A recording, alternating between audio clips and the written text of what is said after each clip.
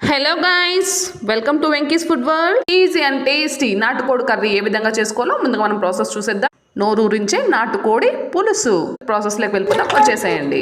ఈ విధంగా నాటుకోడిని తీసుకోవాలండి. నీట్గా 2 నుంచి 3 సార్లు వాష్ చేసుకోవాలి. ఒక జార్ తీసుకొని గసగస తెల్లగడ్డ వేసుకో, క్యాష్యూస్ 6 నుంచి 7 వేసుకోవాలి. మిక్సీ పట్టుకోవాలి. మనం కుక్కర్లో చేసుకుందామండి. ఈరోజు కుక్కర్ పెట్టుకొని ఒక 4 ఆనియన్స్ వేసుకోవాలండి. ఈ విధంగా నేను చూపిస్తున్న విధంగా కుక్కర్లోకి ఆయిల్ వేసుకొని హీట్ ఎక్కిన తర్వాత ఈ విధంగా 4 ఆనియన్స్ వేసుకోవాలి. అలానే కొద్దిగా కళ్యామాకు వేసుకోవాలి. కళ్యామాకు వేగిన తర్వాత ఇప్పుడు అల్లం వెల్లుల్లి పేస్ట్ కూడా ఇందులోకి వేసుకొని బాగా వేపుకోవాలి. ఈ విధంగా బాగా వేగిన తర్వాత ఒక టొమాటో ఇందులోకి కట్ చేసుకొని వేసుకోవాలి. టొమాటో ఒక 50% మగ్గాలన్నమాట. అప్పటి వరకు మనము ఈ విధంగా మంచిగా వేపుకోవాలన్నమాట. అలా టేస్ట్ అండ్ ఈజీ నాటుకోడి పులుసు మీకు చూపిస్తున్నాను, తప్పకుండా ట్రై చేయండి. వాష్ చేసి పక్కన పెట్టుకున్న నాటుకోడిని మొత్తం ఇందులోకి వేసుకోవాలి. ఈ విధంగా మనము బాగా మిక్స్ చేసుకోవాలన్నమాట. చాలా అంటే చాలా టేస్టీగా ఉంటుంది, తప్పకుండా ట్రై చేయండి. ఈ విధంగా మిక్స్ చేసిన తర్వాత అప్పుడప్పుడు ఈ విధంగా మూత పెట్టుకొని ఒక 2 నిమిషాలకు ఒకసారి ఈ విధంగా మనం ఉడికించుకోవాలి. ఈ విధంగా బాగా మిక్స్ చేసుకోవాలి. 1 టేబుల్ స్పూన్ కారం, 2 టేబుల్ స్పూన్ ధనియాల పొడి, అలానే చిటికెడు పసుపు వేసుకోవాలి. రుచికి తగినంత ఉప్పు కూడా వేసుకొని బాగా మిక్స్ చేసుకోవాలండి. ఈ విధంగా బాగా మిక్స్ చేసుకొని మళ్ళీ ఒక 2 నిమిషాల పాటు మూత పెట్టుకొని మనము ఉడికించుకోవాలన్నమాట.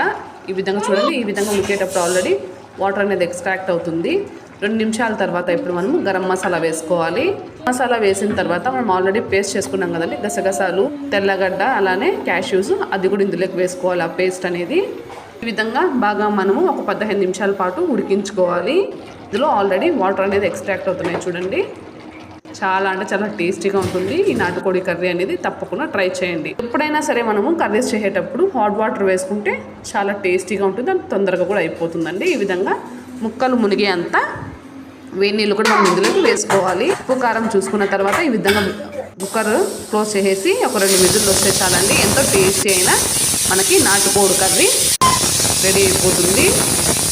మన ఛానల్ని కొత్తగా చూస్తుంటే లైక్ చేయండి, షేర్ చేయండి, సబ్స్క్రైబ్ చేసుకోండి వెంకీస్ ఫుడ్ వరల్డ్ ఛానల్ని. విజిల్ అయిపోయింది చూసారా. ఇప్పుడు మనము లాస్ట్లో కొద్దిగా కొత్తిమీర వేసుకొని గార్నిష్ చేసుకుంటే టేస్టీ అండ్ ఎమ్మీ వావ్ నాటుకోడి పులుసు రెడీ అయిపోయిందండి. ఈ విధంగా పరోటా లెగ్ కానీ చపాతీ లెగ్ కానీ బ్రహ్మాండంగా ఉంటుంది. రాగిముద్ద లెక్క అయితే ఇంకా సంపుతుంది, అసలు వారెవ్వా అనిపిస్తుంది. అయితే 2 చేసేసాము.